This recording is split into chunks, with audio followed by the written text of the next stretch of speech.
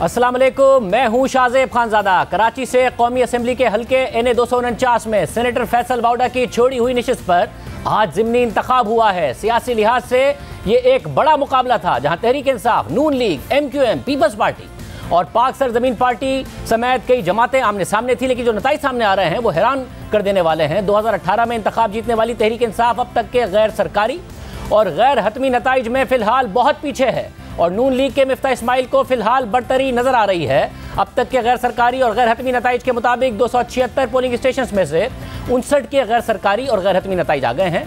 नून league के Miftah Ismail 2778 vote लेकर आगे हैं, जबकि पीपल्स पार्टी के कादिर मंदुखेल 2724 वोट लेकर दूसरे नंबर पर हैं। कलदम TLP के नज़ीर अहमद 2343 वोट लेकर तीसरे नंबर पर हैं और पाक सरजमीन पार्टी के मुस्तफ़ा कमाल 1978 वोट लेकर चौथे नंबर पर हैं। MQM के हाफिज मोहम्मद मुरसलीन 1653 वोट लेकर पांचवें नंबर पर हैं। तहरीक इंसाफ के अमजद आफरीदी 1443 वोट लेकर छठे नंबर पर हैं। फिलहाल इस वक्त तहरीक इंसाफ छठे नंबर पर नजर आ रही है। हालांकि ये तहरीक इंसाफ की छोड़ी हुई सीट है। ये गैर सरकारी और गैर हतमी नताइज हैं। 2018 के इंतखाबात में इस हल्के से तहरीक इंसाफ के फैसल वाउडा ने 35,349 वोट लेकर कामयाबी हासिल की थी, जबकि नून लीग के शहबाज शरीफ ने 34,626 वोट लिए थे। करीबी मुकाबला था, 700 वोट से फैसल वाउडा कामयाब हुए थे। लेकिन उसके बाद फैसल वाउडा के खिलाफ केस दायर हुआ कि उन्होंने कागजात नामजदगी में अपनी अमरीकी शहरियत छुपाई थी। 2.5 साल तक ये मामला चलता रहा और फिर वज़ीर आज़म इमरान खान ने इस साल फरवरी में फैसल वाउडा को सेनेट का टिकट दे दिया। कौमी असेंबली से इस्तीफा देकर फैसल वाउडा सिंध से PTI के सेनेटर मुंतखब हो गए और उनकी खाली करदा नशिस्त पर आज ज़िमनी इंतखाब हुआ, जहां PTI के उम्मीदवार अमजद आफरीदी फिलहाल बहुत पीछे हैं। इसके अलावा वोटर्स की दिलचस्पी इस इलेक्शन में ना होने के बराबर रही है। NA 249 का इंतखाब वैसे तो महज एक हल्के का ज़िमनी इंतखाब है, लेकिन ये कराची वालों की सियासी अमल से लाताल्लुकी और नाउमीदी की निशानदही कर रहा है। उनके अपने मसाइल हल होने की नाउमीदी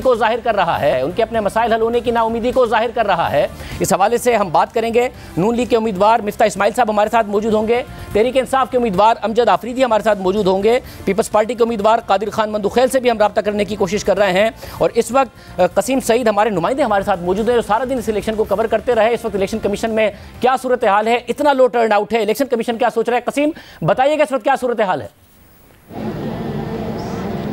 जी शाहजेब, हमने पूरा दिन आज मॉनिटरिंग की है तो इलेक्शन कमीशन हमें आज सुबह से ही खासा मुस्तैद नज़र आया। 6 अरकान असम्बली को हल्का बदर करने के अहकाम दिए, 2 सरकारी गाड़ियों का भी नोटिस लिया जो कि हुकूमत सिंध की थी, यहाँ पर घूम रही थी। लेकिन जहाँ तक नताइज मुरतब करने की बात है तो अब हमें यहाँ पर सुस्त रवि दिखाई दे रही है। वो मुशाहिदात हैं जो मैं यहाँ पर ख़ुद एक्सपीरियंस कर रहा हूँ। मैं आपको बता रहा हूँ कि अभी तक सिर्फ 80 प्रिजाइडिंग अफसरान ही यहाँ तक पोलिंग बैग्स लेकर आए हैं और व्हाट्सएप के ज़रिए से 200 प्रिजाइडिंग अफसरान ने अपना जो नताइज हैं फॉर्म 45 की सूरत में वो यहाँ पर भेजे हैं। इलेक्शन कमीशन ये कहता है कि अगर 10% से कम टर्न आउट रहा तो रीपोलिंग की तरफ जाया जा सकता है और तमाम जो वोट डाले जाएंगे उसमें ख़वातीन का 5% हिस्सा होना भी ज़रूरी है। अब तक का जो टर्न आउट है, जो 200 पोलिंग स्टेशन के नताइज पहुँचे हैं थ्रू व्हाट्सएप, वो 10 से 15 के दरमियान ही फ्लक्चुएट कर रहा है। लेकिन ये वही टीम है जिन्होंने PS 88 का भी बाई इलेक्शन कराया था। इस वक्त खुद सूबाई इलेक्शन कमिश्नर जो है वो यहाँ पर मौजूद हैं DRO ऑफिस में, जहाँ पर काउंटिंग हो रही है और जिस कमरे में कंपाइलेशन की जा रही है वहाँ पर तमाम किस्म के गैर मुतल्लिक़ अफराद को जो है वो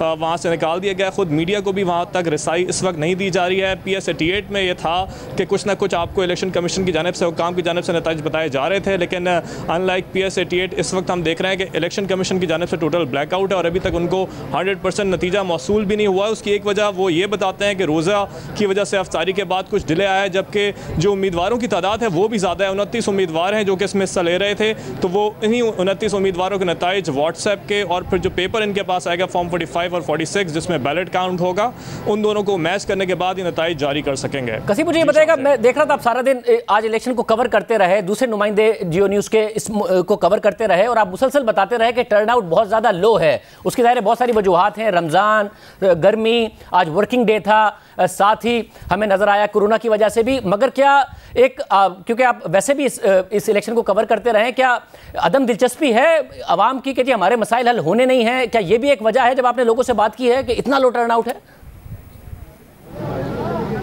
जी बिल्कुल, हमने इस पर रिपोर्ट्स भी बनाई हैं कि जिस तरह लोग ये एक्सपीरियंस कर रहे थे कि साल से इस इलाके में कोई काम नहीं हुआ, वहीं लोगों ने कुछ पॉलिटिकल पार्टीज़ के इन गिमिक्स को भी समझ लिया कि इंतखाब से एक रोज़ पहले वहाँ पर सड़कें डालना शुरू कर दी गई, जो कि 2 रोज़ बाद बैठ भी गई। तो यकीनन जो लोग हैं वो इतने बाशऊर ज़रूर हैं कि उन्हें समझ में आने लगा कि सिर्फ और सिर्फ इंतखाबात के लिए किया जा रहा है। दूसरी जानब सियासी जमातें ये उज़र पेश करती हैं इस बात का कि उन्हें भी इंतखाबी मुहिम चलाने का, मोबिलाइजेशन का उतना ज़्यादा मौका नहीं मिल सका रमज़ान की वजह से, और उसके अलावा कोरोना वायरस की वजह से भी जो है उन्होंने अपने आप को किसी हद तक महदूद रखा। तो ये 2-3 फैक्टर्स हैं जो कि इस पर खासा उन्होंने असर डाला है। और उसके बाद हमने देखा कि अवाम की दिलचस्पी, वही लोग जो कि सड़कों पर मौजूद थे, मार्केट्स में मौजूद थे, लेकिन पोलिंग स्टेशन का रुख नहीं कर रहे थे। कसीम, बहुत शुक्रिया। आपकी तरफ हम दोबारा आएंगे ताज़ा तरीन सूरत हाल जानने के लिए। मिफ्ता इस्माइल साहब ने हमें ज्वाइन कर लिया है। अमजद आफरीदी, उम्मीदवार तहरीक इंसाफ, उन्होंने कमिट किया था कि वो आज लाइव हमारे साथ प्रोग्राम में मौजूद होंगे, मगर अब उनसे रब्ता नहीं हो पा रहा है। हम कोशिश करेंगे कि तहरीक इंसाफ के किसी और सीनियर रहनुमा से बात करें। जो तहरीक इंसाफ इस वक्त 6ठे नंबर पर गैर-हतमी नताइज के मुताबिक नजर आ रही है। कादिर मंदुखेल साहब से भी हम रब्ता करने की कोशिश कर रहे हैं। मिफ्ता इस्माइल साहब, बहुत शुक्रिया। इस वक्त हमारे पास जो 59 सरकारी गैर-हतमी नताइज हैं उसमें आप लीड करते नजर आ रहे हैं। इलेक्शन कमीशन को 80 नताइज मौसूल हुए हैं, मगर एक और सूरत हाल पैदा हो गई है कि 10% टर्नआउट नहीं हुआ तो क्या रीपोलिंग हो जाएगी? 10% में से 5% टोटल खवातीन नहीं हुई तो रीपोलिंग हो जाएगी। इस वक्त क्या सूरत हाल आपके पास है? मिफ्ता इस्माइल साहब। सर, हमारे पास अब तक 80 पोलिंग स्टेशंस के नताइज आ चुके हैं और उस पर हमारे पास कम बेश 6000 वोट हैं। पीपल्स पार्टी नंबर 2 है, मेरे ख्याल से 3100-3200 वोट पे पीपल्स पार्टी है, और TLP नंबर 3 है, नहीं sorry I apologise, PSP number 3 है, TLP 4 है और PTI 5 है। तो ये अभी तक नताइज हैं। तो अगर ये ट्रेंड होल्ड करता है तो हमको अल्लाह ताला की ज़ात से पूरी उम्मीद है कि हम ये इंशाअल्लाह ताला इलेक्शन जीत गए। और क्योंकि ये 80 पोलिंग स्टेशन रैंडमली आए, कोई UC से आए, कुछ UC से आए, तो कोई वजह नहीं है कि ये ट्रेंड होल्ड ना करे। तो हम ये समझ रहे हैं कि इस स्पीड पे जाते रहे अगर हम, तो हमारे तकरीबन 19 से 20 हज़ार वोट होंगे और पीपल्स पार्टी के तकरीबन 10 से 11 हज़ार वोट होने चाहिए। मगर ये टोटल मिला के जो 10% है, जो तकरीबन 35-36 हज़ार बनता है, उसको क्रॉस करेगा? क्योंकि अगर वो नहीं क्रॉस करेगा तो रीपोलिंग की तरफ जाया जा सकता है। और इस 35-36 हज़ार में से 5% खवातीन का वोट होगा, क्योंकि वो भी बहुत ज़्यादा लाजमी है। नहीं, शाहजेब खानदादा साहब, ये तकरीबन 18-19% से तक पहुंच जाएगा, शायद 20% भी हो जाए। अभी तो मैं आपसे गुजारिश कर रहा हूं कि सिर्फ 80 की आई है, तो मैं ये समझता हूं कि 18% तक टर्नआउट हो जाएगा। हमने तो इस्तदा की थी इलेक्शन कमीशन को 1 घंटा, 1.5 घंटा, 2 घंटे बढ़ा दे इफ्तार पे। हमने पहले इस्तदा की थी इलेक्शन कमीशन से कि आप संडे के दिन करवा लें, 3-4 दिन पहले करवा लें, 2 दिन बाद करवा लें, लेकिन इलेक्शन कमीशन ने अपने सवाबदीद में ये बेहतर समझा कि रमज़ान के अंदर, रोज़े के अंदर वर्किंग डे पे कराया। बहरहाल बट आई थिंक 18% हो जाएगा। कराची में आज गर्मी भी अच्छी खासी थी। और ये जो सेकंड आप जो वो रिक्वायरमेंट है कि ख़वातीन का 5% हिस्सा वोट करना चाहिए, वो थ्रेशोल्ड भी हम आराम से मीट कर लेंगे मेरे ख्याल से। I think we should be able to meet that threshold. मगर मिस्टर इस्माइल साहब, आपने भरपूर कैंपेन की, तहरीक इंसाफ ने भी, पीपल्स पार्टी ने भी, पाक से ज़मीन पार्टी ने भी, सब ने भरपूर कैंपेन की है और आवाम से वादा किया कि आपके मसाइल हल होंगे। इस हल्के में पानी नहीं आता, इस हल्के के बिजली के मसाइल अलग हैं, इंफ्रास्ट्रक्चर के मसाइल अलग हैं। इतना कम टर्नआउट है, रमज़ान अपनी जगह पर, कोरोना अपनी जगह पर, गर्मी अपनी जगह पर, वर्किंग डे है, मगर उसके बावजूद इतना कम टर्नआउट क्या इस बात की निशानदेही नहीं करता कि इस हल्के के अवाम को उम्मीद ही नहीं है और ओवरऑल कराची के अवाम को अब उम्मीद ख़त्म होती जा रही है कि कोई पार्टी हमारे मसाइल हल करेगी? शाहजेब साहब, देखें, तकरीबन 18-19% अगर ये टर्नआउट हो जाता है, जो मैं समझ रहा हूँ कि हो जाएगा, तो पिछले जनरल इलेक्शन से आधा है, जिसके अंदर छुट्टी का दिन होता है, पूरा समा होता है और बड़ा आसान हो जाता है। तो इतनी बुरी वो नहीं है। आई स्टिल थिंक कि अगर संडे के दिन होता या रमज़ान से पहले होता तो हम 35%, 30% तजावज़ आराम से कर लेते। जहाँ तक ये बात है कि अवाम नाउम्मीद हैं, तो बिल्कुल ये बात दुरुस्त है। PTI आप देखें कि हुकूमती पार्टी जो कि यहाँ पे जिसको सीट जिताई गई थी, लेकिन अगर वो चले फैसल वाडा साहब को जिताए भी गए थे तो सेकंड तो आए थे यहाँ पे। तो वो फैसल वाडा साहब की पार्टी इस वक्त 5 नंबर पे आ रही है। ये मुस्तफ़ा कमाल साहब से पीछे है, PSP से पीछे है, TLP से पीछे है, पीपल्स पार्टी से पीछे है। तो और मतलब 5 नंबर पे आ रही है फेडरल गवर्नमेंट की पार्टी। और पीपल्स पार्टी ने पिछले 3-4 हफ्तों में जहाँ पे काम किया है, हम इलेक्शन कमीशन को ये नज़र नहीं आया है, लेकिन कल मतलब 1000 राशन तो इतिहाद टाउन के एक जगह बांटे। मैंने कहा चलो गरीब लोगों का फ़ायदा होता है। आज भी बड़ी बातें आ रही थी कि 1000 रुपये दे रहे हैं वोटर्स को। मैंने कहा चलो गरीब लोगों का फ़ायदा होता है, मगर तक इतने रोड बनाए, इतने पाइप डाले, पीपल्स पार्टी कर रही थी। अगर ये खिदमत अगर 13 साल से करते तो क्या बात थी, कराची कहाँ पहुँच जाता।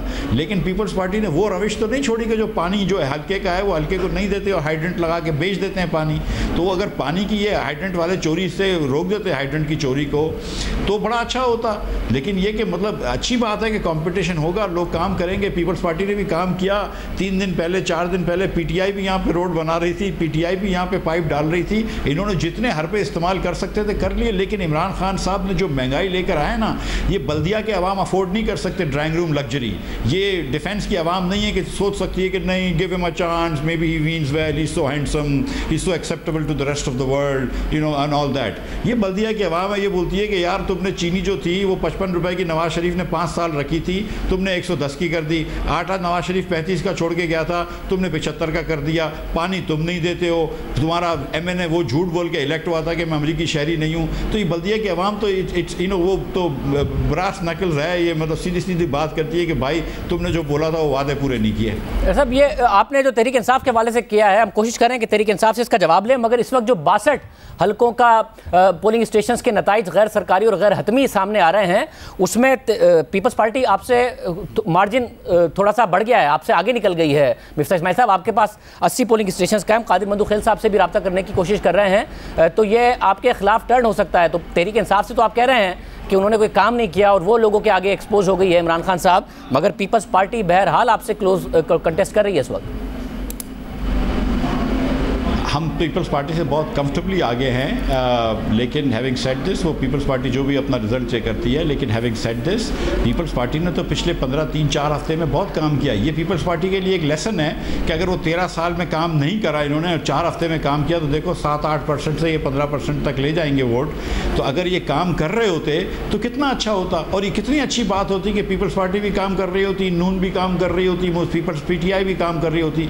लेकिन ये दोनों पार्टियाँ तो हैं, वो तो बयानात महदूद हैं, वो काम नहीं करती हैं। नून एक काम करती है। हम इंशाल्लाह अब हमको हल्का मिला है तो हम काम करेंगे, अल्लाह ने चाहा तो। मगर मिस्टर इस्माइल साहब, मैं आपको बता दूं कि 62 पोलिंग स्टेशन के जो नताइज हैं उसमें 3113 वोट लेके इस वक्त पीपल्स पार्टी आगे नजर आ रही है, गैर हतमी गैर सरकारी हैं। आपके पास 80 के जो नताइज हैं, आप कह रहे हैं आपकी तकरीबन 3000 के करीब इस वक्त पीपल्स पार्टी के ऊपर लीड है। आप कैसे हल कर लेंगे मसाइल को?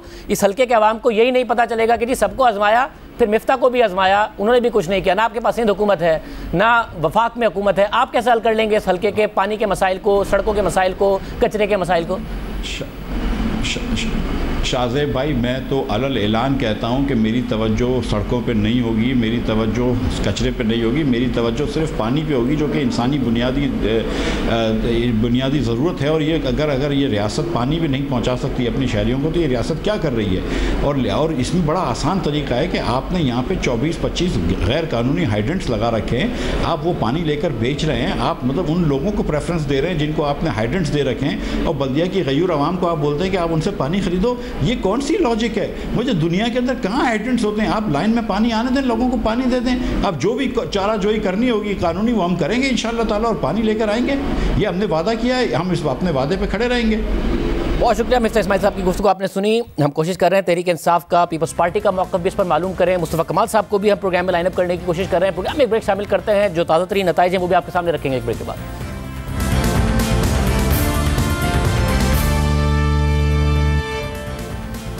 249 में 276 पोलिंग स्टेशन में से 63 के गैर सरकारी और गैर हतमी नताइज आ गए हैं। पीपल्स पार्टी के कादिर मंदू खेल 3117 वोट लेकर आगे हैं। नून लीग के मिफ्ता इस्माइल 2931 वोट लेकर दूसरे नंबर पर हैं। कलदम TLP के नज़ीर अहमद 2489 वोट लेकर तीसरे पर। पाक ज़मीन पार्टी के मुस्तफ़ा कमाल 2100 वोट लेकर चौथे पर, और MQM के हाफिज मुरसलीन 1815 वोट लेकर 5वें नंबर पर हैं। जबकि तहरीक इंसाफ के अमजद आफरीदी 1604 वोट लेकर इस वक्त भी 6ठे नंबर पर हैं। हमें अमजद आफरीदी ने वादा किया था प्रोग्राम में ज्वाइन करेंगे, वो नहीं आए, मगर हम आपको दिखाते हैं कि पार्टी अगर 6ठे नंबर पर आती है तो वो क्या लम्हा फिक्रिया होगा या नहीं होगा।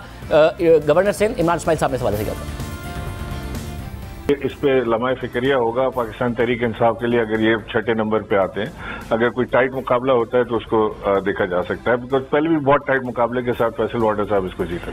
आज शायद टर्नआउट लो होने की वजह से ये मुश्किल नजर आ रहा है सामने वाला मुकाबला, लेकिन मुझे उम्मीद है कि जब तक ये फाइनल रिजल्ट आएंगे तो ये नेक टू नेक कहीं जाएगा, मुकाबला नजदीकी होगा। यू वांट री इलेक्शन के एक सर्टेन परसेंटेज से कम है, या आपका ख्याल है कि ठीक है जब क्या करें है जो है हम क्या कर सकते हैं? नहीं जी, जो इलेक्शन हो गया अब उससे कितने री इलेक्शन करवाएंगे, जो हो गया इलेक्शन से हो गया। अब मुझे उम्मीद है कि इसमें कोई धांधली नहीं हुई होगी, कहीं किसी जमात से धांधली की आवाज ना आए और शफाफ इंतखाबात हो गए हो, तो जो रिजल्ट है बिल्कुल मनवन कबूल है। ये सूरत हाल है इस वक्त भी तहरीक इंसाफ छठे नंबर पर नज़र आ रही है, जबकि हमने अभी खुर्रमशीर जमां साहब से कोशिश की तहरीक इंसाफ के रहनुमा से बात करने की, तो उन्होंने भी कहा है कि वो नहीं बात करना चाह रहे, इस हवाले से वो नहीं कर पाएंगे। हमारे साथ मौजूद हैं इस वक्त सुलेमान सादत खान जो तहरीक इंसाफ के कैंप में मौजूद है, नुमाइंदा जियो न्यूज़। काशिफ मुश्ताक साहब हमारे साथ हैं, नुमाइंदा जियो न्यूज़, जो इस वक्त पाक ज़मीन पार्टी के कैंप में मौजूद है। सुलेमान सादत खान, इस वक्त क्या माहौल है? तहरीक इंसाफ उम्मीद कर रही है कि यहाँ से भी टर्न अराउंड हो सकता है इलेक्शन, क्योंकि छठे नंबर पर इस वक्त नज़र आ रही? जी बिल्कुल, बहुत शुक्रिया शाहजेब साहब। बिल्कुल छठे नंबर पर इस वक्त हैं जितने भी गैर सरकारी गैर हतमी नताइज मौसूल हुए हैं, और इलेक्शन कमीशन के मुताबिक 190 के लगभग जो है वो उनको नताइज मौसूल हुए हैं, और उसके मुताबिक फ़िल वक्त छठे नंबर पाकिस्तान तहरीक इंसाफ है। जबकि डिफेंड करनी थी इन्होंने सीट ज़िमनी इंतखाबात जो फैसल बावडा के सेनेटर बनने के बाद खाली हुई थी, और यहाँ ये बहुत ज़्यादा पुरुमीद थे। सुबह से हमने अब तक देखा कि इसी बात पर ये पुरुमीद थे कि ये पहली पोजीशन पर आएंगे। और जहाँ से मैं रिपोर्ट कर रहा हूँ, ये मरकज़ी इलेक्शन ऑफिस है पाकिस्तान तहरीक इंसाफ का। यहाँ पर इस वक्त भी जो कारकुनान हैं उनमें जोशो वलवला उसी तरह से मौजूद है। बड़ी तादाद में यहाँ पर कारकुनान यहाँ भी मौजूद हैं। मेरे बाएं जानिब जो मरकज़ी इलेक्शन ऑफिस है वहाँ पर भी मौजूद हैं, लेकिन इनकी जो क़यादत है वो यहाँ से जा चुकी है। हमने देखा कि इफ्तार से कबल मुझे सुलेमान हमारे साथ अमजद आफरीदी साहब ने, हमें उम्मीदवार तहरीक इंसाफ ने ज्वाइन किया। अमजद आफरीदी साहब, आप बहुत पुरुमीद थे कि आप उसी हल्के से हैं, आप जीतेंगे। इस वक्त तक के गैर हतमी गैर सरकारी नताइज आपको छठे नंबर पर दिखा रहे हैं। गवर्नर सिंध कह रहे हैं कि ये बड़ा लम्हा फिक्रिया होगा। आप क्या एक्सपेक्ट कर रहे हैं, यहाँ से कुछ टर्न हो जाएगी सिचुएशन आपके फेवर में? आप समझ रहे हैं कि सूरत हाल अच्छी नहीं है आपके लिए अब? जी बहुत शुक्रिया शाहजेब भाई। असल में जो ये बता रहे नंबर, मैं खुद परेशानी का हाल ये है कि मैं पूरा दिन से मुतमईन था, और अभी तक तकरीबन 200 से ज्यादा 205% से ज्यादा का रिजल्ट अभी बाकी है। हमने जिस तरह से चैनल पर स्टार्ट हो गए, मैं खुद तो परेशान था। मैंने कहा ये कौन सा रिजल्ट दिखा रहे हैं, और पूरा दिन हालांकि हमने जश्न के लिए तमाम चीजें उला कर रखी हुई थी, और अभी भी मुतमईन है मैं, क्योंकि हर पोलिंग स्टेशन पर घुमा हूँ इलेक्शन डे वाले दिन। मगर मुझे ये बता दीजिएगा, क्योंकि तमाम चैनल्स ही आपकी छठी और पोजीशन दिखा रहे हैं, तो आपके पास जो इस वक्त नताइज हैं आपके पोलिंग एजेंट्स के हवाले से, वो क्या हैं? क्या वो अलग हैं?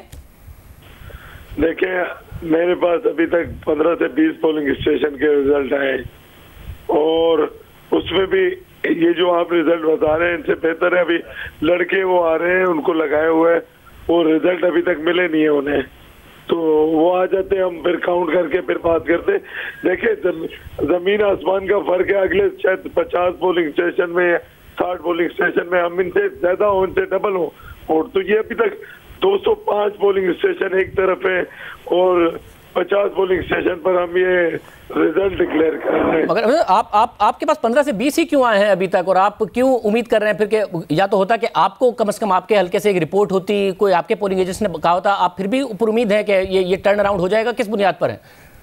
देखिए, जो रिजल्ट आप बता रहे हैं या दूसरे चैनल पर बता रहे हैं उनसे बेहतर है हमारे पास, तो हम सारी चीजें हम काउंट कर रहे हैं, हम कॉन्टेक्ट कर रहे हैं अपने पोलिंग एजेंट से, और खवातीन खास तौर पर। बीच में रोजा आ गया, रोजे के बाद फिर वेट के साथ फिर वो कह रहे हैं कि कॉपीज वगैरह मंगानी थी, उस पर टाइम लग गया। तो अगर आप ना जीत सके ये इलेक्शन और दूसरे नंबर पर भी ना आ सके, तो आपके ख्याल में लम्हा फिक्रिया होगा? गवर्नर सिंह तो कह रहे हैं बड़ा लम्हा फिक्रिया होगा कि इस हल्के के अवाम ने मुस्तरद किया है कि उनसे वादे किए गए थे, पूरे नहीं किए गए। देखिए, हार जीत खेल का हिस्सा है, मगर अल्हम्दुलिल्लाह मैं आपसे बताऊं कि हमने ये सीट निकालनी है, हम पुरअमन है, यहाँ पुरुमीद है यहाँ से रिजल्ट लेने में, क्योंकि मैं पूरा दिन उन वर्कर्स, चार्ज वर्कर से मिलता रहा, और जिस तरह से वो दूसरों के कैंप भी खाली थी 12 बजे के बाद, तो लोगों ने आना शुरू किया। अब हम जिस तरह से वर्किंग कर रहे थे, जो हमारी वर्किंग थी, 3 सर्वे हुए, फिर उसके बाद जो इलाके के अंदर वो चल रही थी, मैं यहाँ का इलाकाई नुमाइंदा था, मुझे जो फीडबैक मिल रहा था, मैं क्यों और 205 पोलिंग स्टेशन बकाया अभी, हम क्यों इंतजार नहीं कर लेते? अब अगर आपको उम्मीद है, आप कह रहे हैं कि बाकी पोलिंग स्टेशंस का भी इंतजार करना चाहिए, इस वक्त गैर-हतमी गैर सरकारी नताइज तहरीक इंसाफ को काफ़ी पीछा दिखा रहे हैं। 64 का इस वक्त हमें नताइज मौसूल हुए हैं, जिसमें कादिर मंदुखेल साहब आगे हैं, नून लीग के मिफ्ता इस्माइल साहब अभी पीछे नजर आ रहे हैं। बहुत क्लोज इस वक्त उन दोनों के दरमियान मार्जिन है। अमजद आफरीदी साहब, आप बहुत पीछे हैं, बहुत शुक्रिया। इस वक्त पाक सर ज़मीन पार्टी से हम कोशिश करेंगे कि मुस्तफ़ा कमाल साहब हमारे साथ मौजूद हों, वरना हम पूछेंगे काशिफ मुश्ताक से कि वहाँ इस वक्त क्या सूरत हाल है। एक ब्रेक के बाद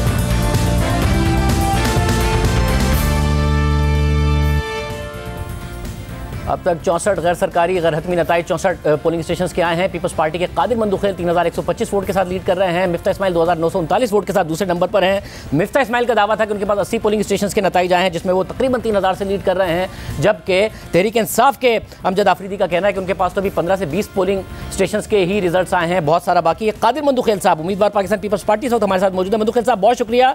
मंदुखेल साहब, आपके पास इस वक्त क्या सूरत हाल है? आप के पास कितने नताइज आए हैं और क्या आप लीड कर रहे हैं? जी बिल्कुल, इस वक्त हम जीत रहे हैं और दूसरे नंबर पर मुस्लिम लीग नून नहीं है बल्कि टीएलपी है, तो ये बिल्कुल वो है। और अभी 200 पोलिंग स्टेशन का रिजल्ट बाकी है और हमने जो ना कम्युनिटी वाइज हमने कॉन्टेक्ट किए और हम उसको देख रहे हैं। इंशाल्लाह जीत हमारी होगी। और नून लीग का एक ही बयान हमारा इसके लिए था कि नून लीग अगर मुफ्ता इस्माइल से जीत जाए तो क्या करेंगे, क्योंकि इसने अपने टॉक शो में ये कहा था कि मैं केस करूंगा सिंध हुकूमत के ऊपर। तो सिंध हुकूमत के एज ए हारे हुए कैंडिडेट के जरिए मैं पिछले 2.5 साल से ऑलरेडी काम कर चुका हूँ और 2 अरब रुपए के लगभग मैं यहाँ काम करा चुका हूँ, 2 हॉस्पिटल बनवा चुका हूँ और यहाँ पे 42 करोड़ का पानी का लाइन दे चुका हूँ। उसके अलावा 1.5 अरब का बल्दिया का रोड बनवा चुका हूँ। तो बहुत सारे काम अभी पाइपलाइन में। तो इस आवाम का रुख इसी तरफ है कि 18वीं तरमीम जो ये मुझे बताएगा कि आपके पास जो हतमी गैर सरकारी जिसमें आप कह रहे हैं आप लीड कर रहे हैं, दूसरे पर टीएलपी है, वो कितने पोलिंग स्टेशन का है और क्या नतीजा है, अगर आप नंबर्स बता दें हमें।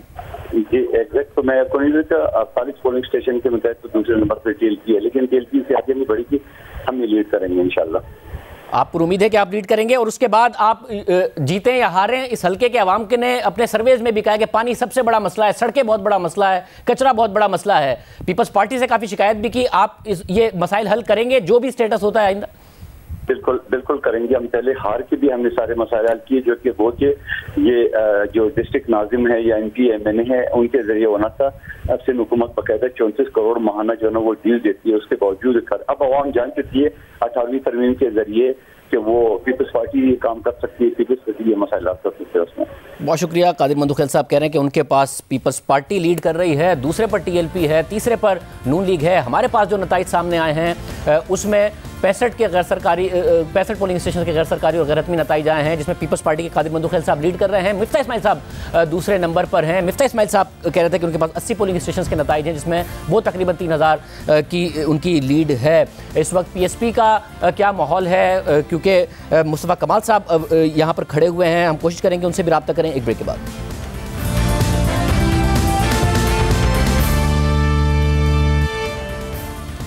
इस हल्का इन्हें 249 में 276 में से 67 पोलिंग स्टेशन के गैर सरकारी गैर हतमी नताइज आ गए हैं। पीपल्स पार्टी के कादिर मंदुखेल 3242 वोट लेकर आगे हैं। नून लीग के मिफ्ता इस्माइल 3145 वोट लेकर दूसरे नंबर पर हैं। TLP तीसरे पर, PSP 5वें पर और चौथे पर और MQM 5वें पर और तहरीक इंसाफ अब भी 6ठे नंबर पर नजर आ रही है। इस वक्त पाक सर ज़मीन पार्टी के कैंप में क्या हो रहा है, हमारे साथ काशिफ मुश्ताक नुमाइंदा जूनियर मौजूद है। काशिफ, बहुत शुक्रिया। काशिफ, पीपल्स पार्टी को लग रहा है कि वो जीत रहे हैं। मिफ्ता इस्माइल साहब के पास जो नताइज वो कह रहे हैं हम जीत रहे हैं, तहरीक इंसाफ भी उम्मीद किए हुए हैं। पाक सर ज़मीन पार्टी इस वक्त क्या उम्मीद कर रही है? शादिब, बिल्कुल इसी तरह की कंडीशन है। जो कारकुनान इस कैंप के अंदर मौजूद थे वो थोड़े से मायूस है, लेकिन अब से कुछ हार्डली 10 मिनट पहले जो है मुस्तफ़ा कमाल खुद यहाँ पहुंचे हैं और उनके हाथ में एक पेपर्स का बंडल था और उन्होंने कारकुनान को बताया कि मेरे पास तकरीबन 140 के करीब जो है वो फॉर्म 45 हैं और इनके मुताबिक जो है हमने काउंटिंग की और देखा है इनको कि हम जो है वो लीड कर रहे हैं। तमाम उनकी जानिब से ये दावा किया गया है। अब जो एक बंद कमरे के अंदर तमाम तर चीज़ों को देखा जा रहा है। जो फॉर्म 45 से उनकी रिकाउंटिंग भी की जा रही है। अब से कुछ देर कबल जो है वो कारकुनान यहाँ से जाने लगे थे थे, लेकिन अब एक बार फिर से जो है यहाँ कारकुनान बैठे हुए और मुस्तफा कमाल के आने के बाद अब मुख्तलिफ जो रहनुमा यहाँ मौजूद थे उनकी जानिब से भी और दीगर फॉर्म 45 जो यहाँ पहले से मौजूद थे उनको भी जो है वो रीचेक भी किया जा रहा है और साथ साथ देखा जा रहा है कि इनके मुताबिक जो है वो ये किस पोजीशन पर आ रहे हैं। जबकि अगर ओवरऑल इलाके की सिचुएशन की बात करें तो बल्दिया के मुख्तलिफ इलाकों में इस वक्त जश्न का समा नजर आ रहा है। दिन भर जो है वो वोटर इतने ज्यादा हमें जो है वो नजर नहीं आए थे, लेकिन अब सपोर्टर काफी ज्यादा नजर आ रहे हैं। मुख्तलिफ जो कैंप्स लगाए गए हैं उनमें भी काफी बड़ी तादाद में कारकुनान है और साथ साथ मुख्तलिफ सड़कों पर भी जो है नारेबाजी की जा रही है। तो ओवरऑल सिचुएशन अब जो है वो बेहतर नजर आ रही है, लेकिन हतमी नताइज का जो है हर एक को इंतजार है और साथ साथ ये भी कहा जा रहा है कि हमारे जो मुख्तलिफ मसाइल हैं जो भी उम्मीदवार आएगा वो इसे हल करेगा। तो इस तरह की थोड़ी सी कंडीशन। बहुत शुक्रिया काशिफ मुश्ताक, हमें लो टर्नआउट तफसीलात बता रहे हैं। तमाम पार्टियां उम्मीद कर रही हैं कि वो जीत जाएंगी जब हतमी नताइज आएंगे। बहुत कम इस वक्त रिजल्ट मौसूल हुए हैं। आज वज़ीर आज़म ने मुलाकात की एंकर पर्सन से और जवाब दिया है बशीर मेमन के इल्ज़ामात का। जहांगीर तरीन के हवाले से जो बातें हो रही हैं, बड़ी अहम बातें वज़ीर आज़म की तरफ से की गई है। एंकर पर्सन शहजाद इकबाल जिन्होंने आज वज़ीर आज़म से मुलाकात की, हमारे साथ मौजूद होंगे एक ब्रेक के बाद।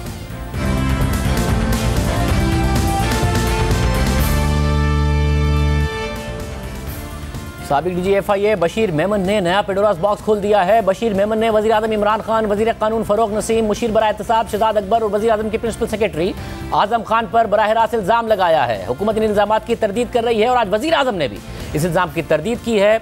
वज़ीर आज़म ने एंकर पर्सन से आज मुलाकात की, इस हवाले से तफसील से बात की, जहांगीर तरीन के हवाले से बात की और दीगर इशूज़ पर भी। हमारे साथ मेज़बान प्रोग्राम नया पाकिस्तान शहजाद इकबाल साहब मौजूद हैं। शहजाद इकबाल, बहुत शुक्रिया, आपकी मुलाकात हुई आज वज़ीर आज़म से। क्या बात की बशीर मेमन के हवाले से वज़ीर आज़म ने?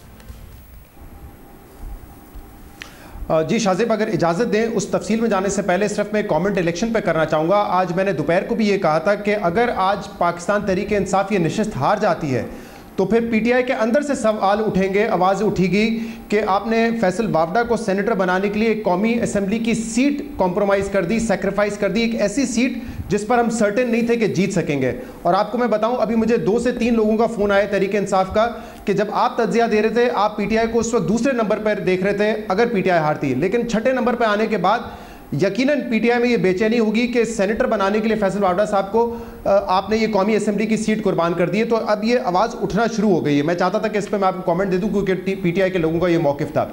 अच्छा, आज की मीटिंग के हवाले से 5 सहाफ़ी थे, इसलिए बहुत तफसील से गुफ्तगू हुई तमाम इशूज़ पे, बट बहुत सारे इशूज़ जो थे वो ऑफ द रिकॉर्ड थे।